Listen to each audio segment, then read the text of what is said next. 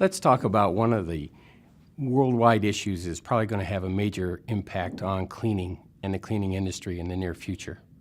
Let's talk about water. 97.5% of the world's water is salt water, and only 2.5% of the water in the world is fresh water. 70% of the fresh water is in the polar ice caps. So that leaves about 30% of water that's in the soil or in underground aquifers. Less than 1% is really accessible through rivers, lakes, or reservoirs. All these statistics come from the World Health Organization. 80% of the global fresh water is used for agriculture by the United Nations reports. Let's look at potable water. Potable water is defined as drinkable or being able to be used in preparation of food.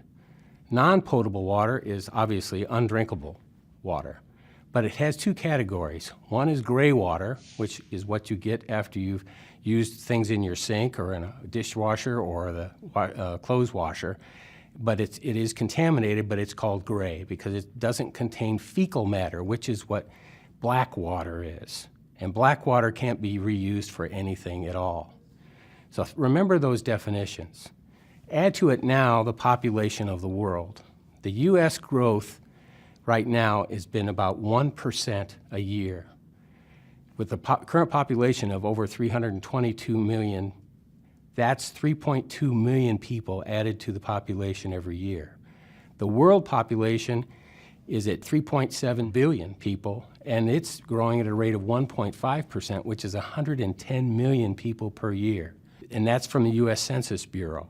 When you factor in all those people who are going to need to have clean water, potable water to drink, now you have to look at another factor, and that is through the drought monitor, as of 10/13/2015, 38 states in the United States or more suffering from various levels of drought, from abnormally dry to exceptional drought, as in what we're experiencing on the West Coast, and California is the greatest.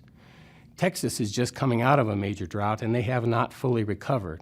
The cost of water is going up. Whenever you have a major drought and you have to conserve water, they also raise the price to encourage people to use less water. Priorities have to take place. So what are we going to use all this fresh water for? Well, we said before, 80% of the water is used in agriculture. That's raising crops and raising animal livestock. California, most people don't realize it, is the #1 agricultural producer in the United States. And a lot of that is dairy. They are the largest dairy producer. Texas is second largest agriculture producer, and most of their agriculture is cattle. The average cow uses 20 to 25 gallons of water a day.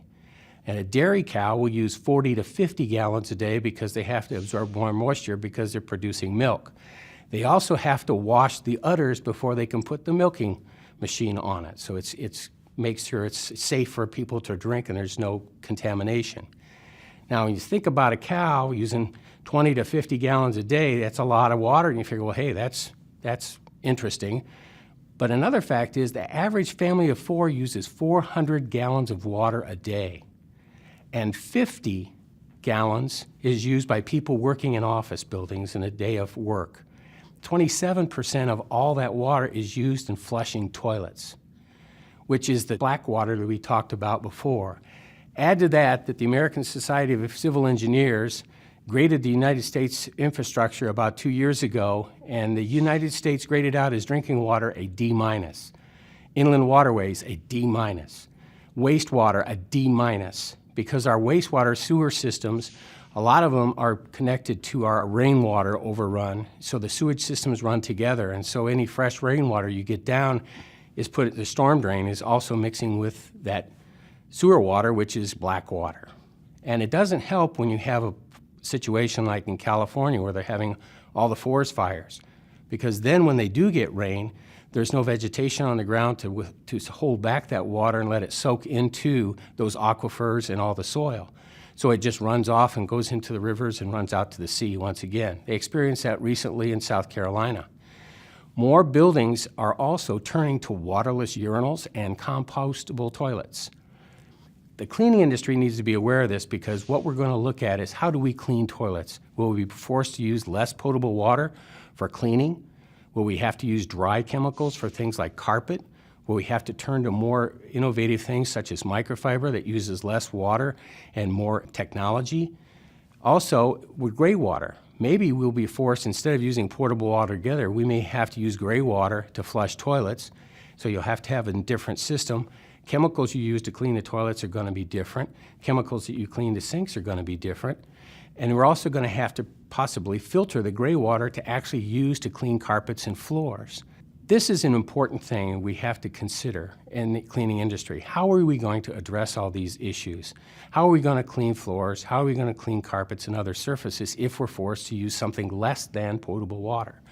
So what we're going to have to start looking at is developing systems on our own that can filter water, that we can maybe use gray water for some of the things we normally use for, or help the industry by developing processes for cleaning that don't require large amounts of water or large amount of chemicals that have to be filtered out or could contaminate the water that goes forward. We're living in an area now and that we're going to have to be more concerned about the water around us and how we use it to take care of our buildings. To view more quick clips, visit ISSA.com.